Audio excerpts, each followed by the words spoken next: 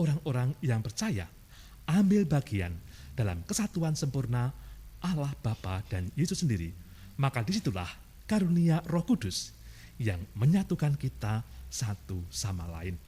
Maka marilah kita senantiasa bertekun memohon karunia Roh Kudus agar kita boleh mengalami kesatuan satu sama lain, dan terlebih kita bersatu karena disatukan oleh Kristus sendiri. Utuslah Roh-Mu, maka semua akan dijadikan lagi, dan Engkau akan membaharui muka bumi. Marilah berdoa. Ya Allah, Engkau telah mengajar hati umat-Mu dengan penerangan Roh Kudus. Berilah kami dengan penerangan Roh Kudus kebijaksanaan yang sejati, serta karunia selalu merasa gembira atas penghiburannya.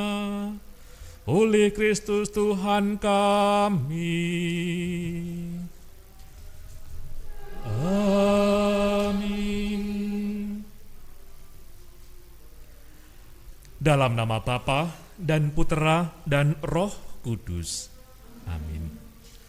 Rahmat Tuhan kita Yesus Kristus, cinta kasih Allah, dan persekutuan Roh Kudus senantiasa bersamamu dan bersama rohmu. Marilah kita menghadap tahta kasih karunia dengan penuh harapan untuk memperoleh rahmat dan mendapat pertolongan pada waktunya. Haleluya. Saudara-saudara terkasih dan segenap umat beriman dimanapun berada, kita memasuki hari ke-7 dalam novena Pentakosta. Pada hari ini kita diajak merenungkan, sekaligus diajak dengan rendah hati memohon kepada Allah anugerah rohani, roh pengertian. Pengertian biasanya dikaitkan dengan kemampuan akal budi. Maka kiranya kehadiran roh pengertian akan menerangi budi kita agar dapat memahami apa yang menjadi ajaran Yesus, apa yang menjadi misi penyelamatan Yesus. Namun terlebih, kita diajak untuk masuk dalam kesiapan melaksanakannya. Maka mengerti tidak hanya sekedar mengetahui segala hal ihwal, tetapi kita juga siap dengan membangun sikap. Sikap sebuah pengertian adalah kesiapan kita untuk melaksanakan. Demikian juga pengertian kita akan pengajaran, akan keteladanan, akan perintah-perintah Yesus, mengajak kita, membimbing kita, menuntun kita juga untuk siap melaksanakannya dalam hidup kita sehari-hari. Tuhan datang berdiri di sisi Paulus dan berkata, "Kuatkanlah hatimu, sebab sebagaimana engkau dengan berani telah bersaksi tentang aku di Yerusalem, demikian jugalah engkau pergi bersaksi di Roma." Saudara-saudara terkasih,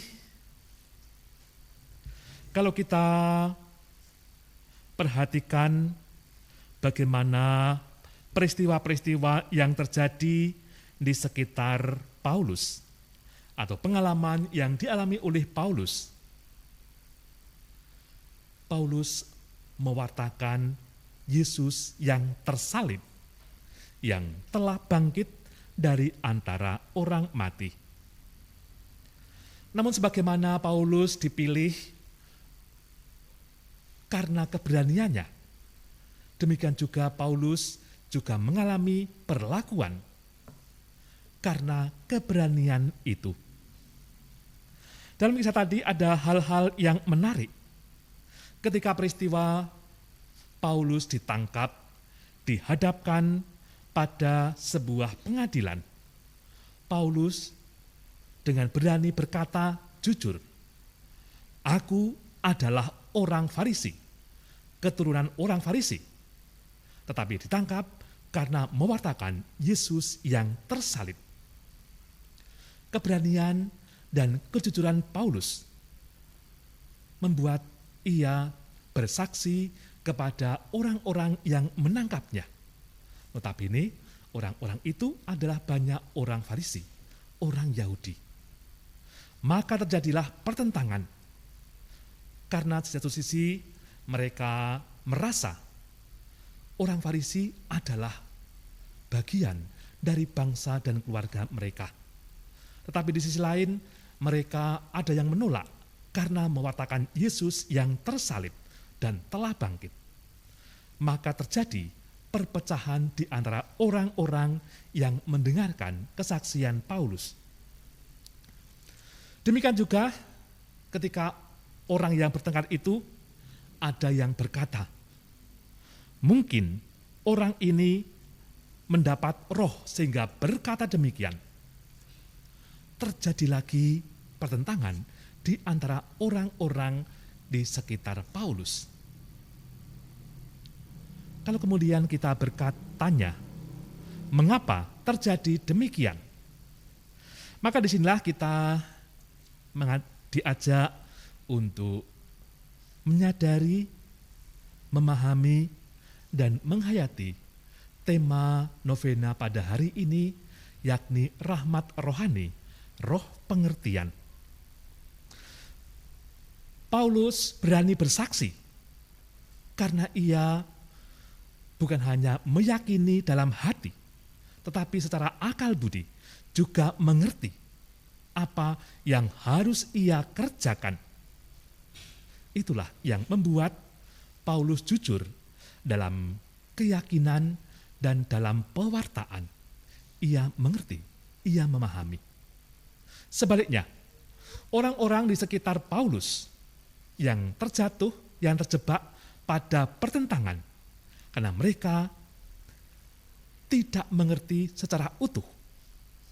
Kalau mereka mengerti secara utuh, siapakah Paulus dan mengapa Paulus berkata demikian, orang tidak akan terjebak pada pertentangan. Tetapi justru ketika orang hanya setengah-setengah mengerti, memahami, maka sikapnya pun hanya setengah-setengah, setengah benar, setengah salah.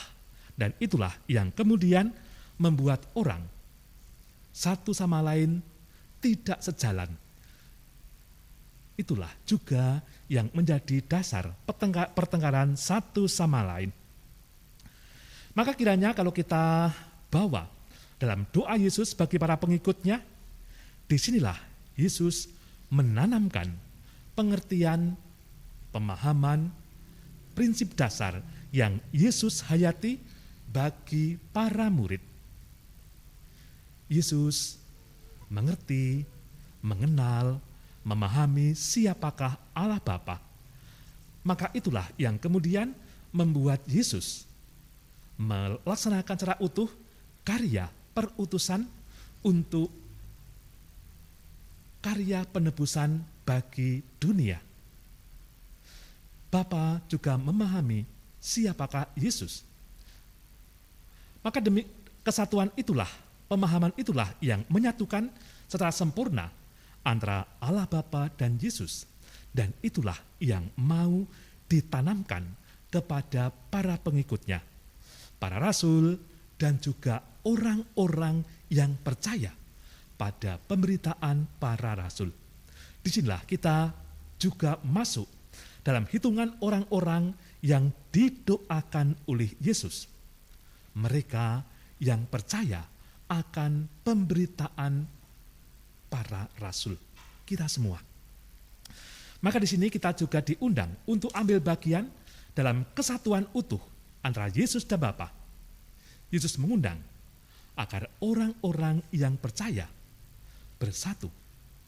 Orang-orang yang percaya ambil bagian dalam kesatuan sempurna Allah Bapa dan Yesus sendiri. Maka disitulah karunia Roh Kudus yang menyatukan kita satu sama lain. Maka marilah kita senantiasa bertekun memohon karunia Roh Kudus agar kita boleh mengalami kesatuan satu sama lain, dan terlebih kita bersatu karena disatukan oleh Kristus sendiri.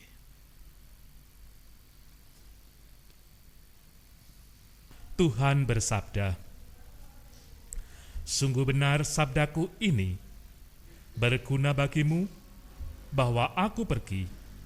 Kalau tidak, penolong takkan datang kepadamu." Haleluya. Marilah berdoa.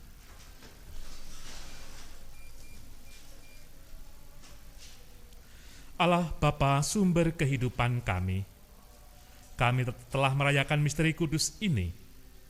Semoga sabdamu menyemangati kami dan karunia perjamuanmu membaharui hidup kami, agar kami layak menerima karunia Roh Kudus dan boleh bersatu dalam kerajaan-Mu, karena Kristus, Tuhan dan pengantara kami.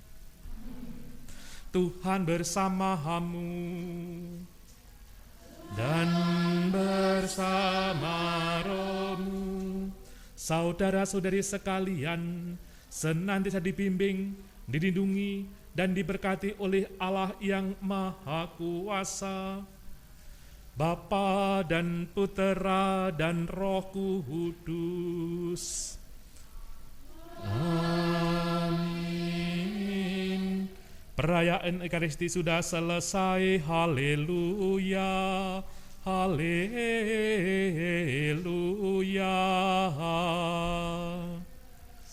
Syukur kepada Allah. Haleluya. Haleluya.